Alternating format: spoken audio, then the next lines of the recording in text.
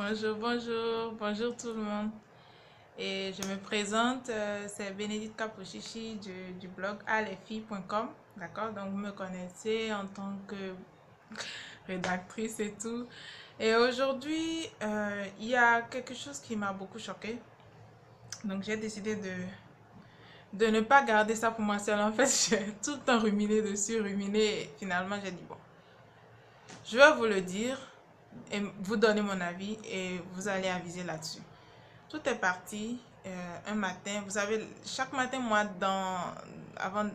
j'écoute la radio en allant au boulot. Et je tombe sur...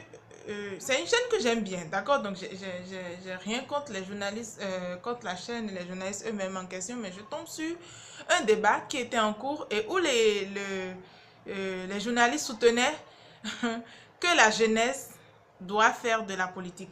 C'est-à-dire que les jeunes doivent faire de la politique. Jusque-là, je me disais, ok, bon, d'accord, où est-ce qu'il veut en venir? Et il y avait un modérateur qui attirait un peu jusqu'au bout et qui disait, mais c'était quoi le but et tout? Et ils étaient deux à soutenir que la raison pour laquelle, suivez bien, un jeune doit faire la politique, c'est que les quelques grands barons de la politique que nous avons au Bénin, en fait, finalement, ont pu sortir leur épingle du jeu. Donc, ils ont pu, comment appelle-t-on? Ils ont pu se mettre à l'abri du besoin, à l'abri ils ont le minimum, ils ont un certain standing de vie. Et que pour cette raison-là, tous les jeunes doivent faire de la politique. Moi, j'étais choquée. Non, je sais que, bon, dit comme ça ne vous donne pas une idée de pourquoi je suis choquée. Mais c'est dit que je me demande si... Parce que vous savez, la presse, ok, écrite ou orale ou télévisuelle, tout ce que vous voulez, la presse, c'est quand même des faiseurs d'opinion. Vous voyez, c'est des gens... C'est des gens qu'on écoute, c'est des gens qui ont de l'audimat, ils ont de l'audience et ils impactent, ils influencent notre façon de penser et surtout quand nous, la jeunesse, on les écoute.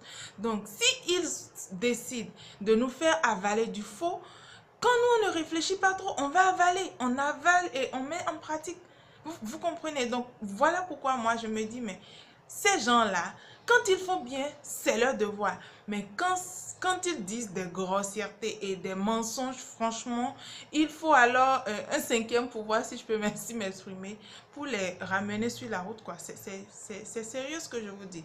Comment des journalistes peuvent soutenir, d'accord, oui, on me dira, mais écoute, les journalistes disent plein d'énormités et ça passe. Non, ça ne peut pas continuer de passer comme ça parce que ça peut passer dans les pays où les gens ont déjà mangé, tout va bien, d'accord, et un tartampion se lève, dit ce qu'il veut, pond sur la toile et ça marche. Mais on ne peut pas, nous là, on fait encore partie des pays de la faim. Donc on n'a pas encore, avec tous les problèmes que nous avons là, besoin de personnes qui vont nous mentir, nous dire qui vont nous empoisonner l'esprit avec des mensonges. Pourquoi je dis que c'est un mensonge?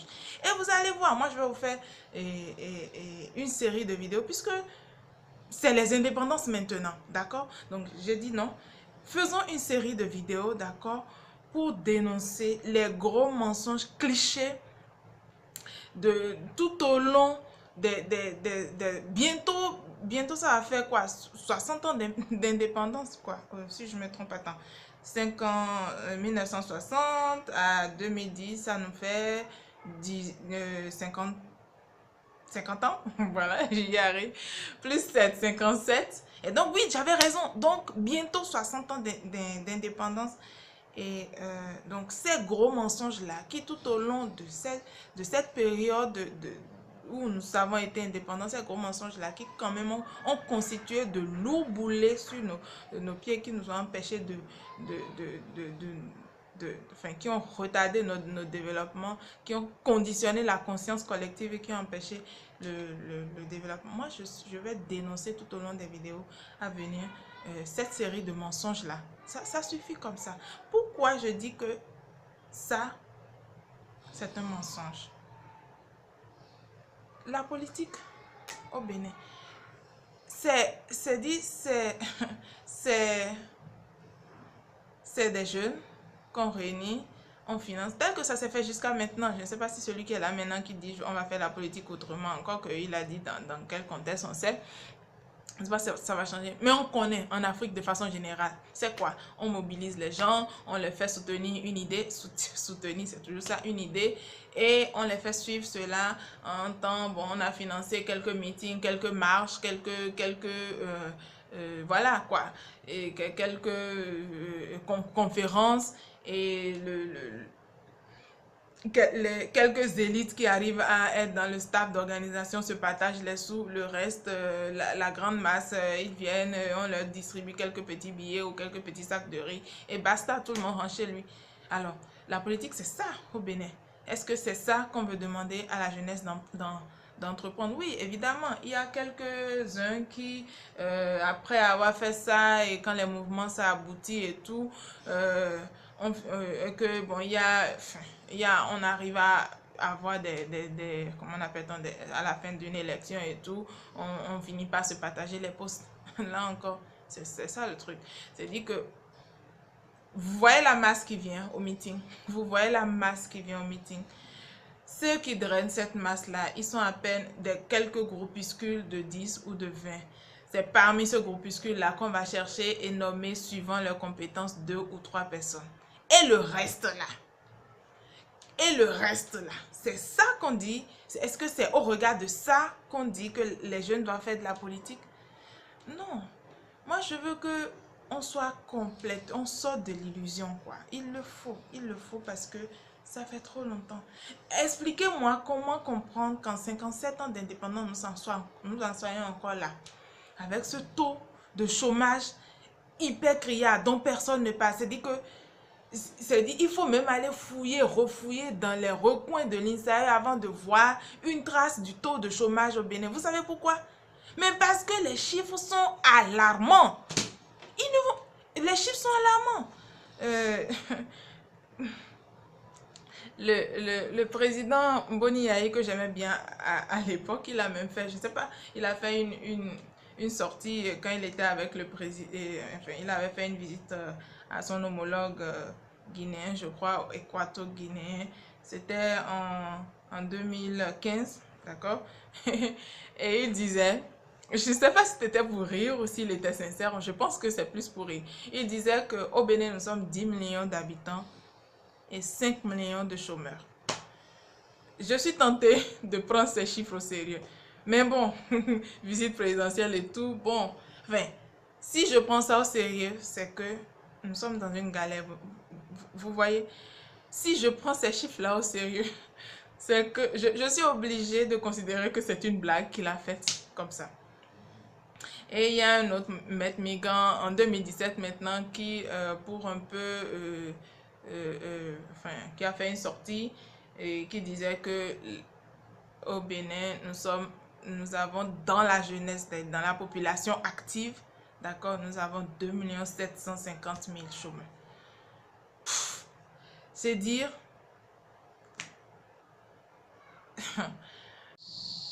Donc c'est comme ça. Les chiffres du chômage, c'est difficile de les avoir et de les suivre. Pendant que chez nous, pendant que dans les autres pays, c'est 7%. Et quand ça passe de 7 à 10%, ça crie de partout. Tout le monde a l'œil dessus. Et voilà, quoi. Il y a même des pays qui ont atteint les 4,5% de taux de chômage. Ça, c'est le rêve, quoi. Le plein emploi et tout. Oui, mais c'est possible chez nous. Pourquoi pas? Commençons déjà par rêver. Donc, je suis scandalisée, sincèrement, quand j'entends des journalistes, des faiseurs d'opinion, des hommes que nous suivons et nous avons du plaisir à écouter, sortir des énormités comme ça et que personne ne leur dise rien, ça passe. Voilà quoi, et le pauvre jeune de mon environnement, il va entendre ça et dire, ah oui, absolument, il faut que je m'arrange pour faire partie de l'élite, on se bat pour ça. Mais écoutez, j'en viens très concrètement à la raison pour laquelle je suis vraiment agacée. La politique là, quelle que soit la façon dont ça se fait, déjà la façon dont ça se fait au Bénin, mais quelle que soit la façon dont ça se fait, la politique en général, même dans les autres pays, dites-moi, quelle est la valeur ajoutée que la politique apporte? Quelle quelle est sa valeur ajoutée? Est-ce qu'on peut dire que c'est un bic, la politique c'est un bic que quelqu'un a acheté et qui n'a pas de couvercle, et donc le fait que les jeunes font la politique ajoute le couvercle à la bic, au bic pour qu'il devienne, comment on appelle-t-on, un produit fini. Je ne sais pas si vous me comprenez. Le concept de la valeur ajoutée, on y reviendra. Donc, quelle est la valeur ajoutée? Parce que c'est la valeur ajoutée qui produit la richesse. Qu'est-ce que ça apporte la politique au Bénin, et au point où on demande à la jeunesse de se... Mais non. Il y a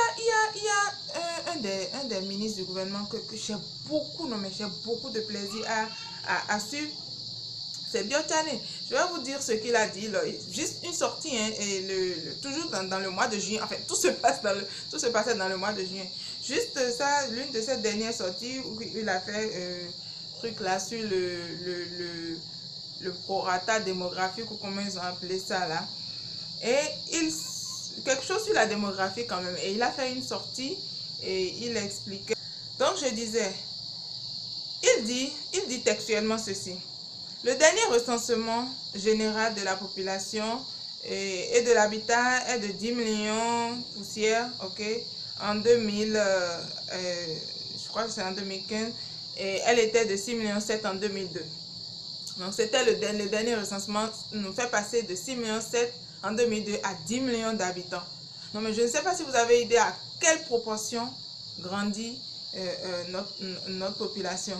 Et au même moment, il dit, plus bas, mesdames et messieurs, cette évolution démographique conjurée à une timide croissance économique, entre parenthèses, moins de 5% en moyenne sur les 10 dernières années, induit une pauvreté persistante, entre parenthèses, 40,08% en 2015, et des difficultés à faire face à la demande sociale sans cesse croissante, surtout dans les domaines de l'éducation, santé et transport et tout. Moi, je dis c'est bien pire que ça.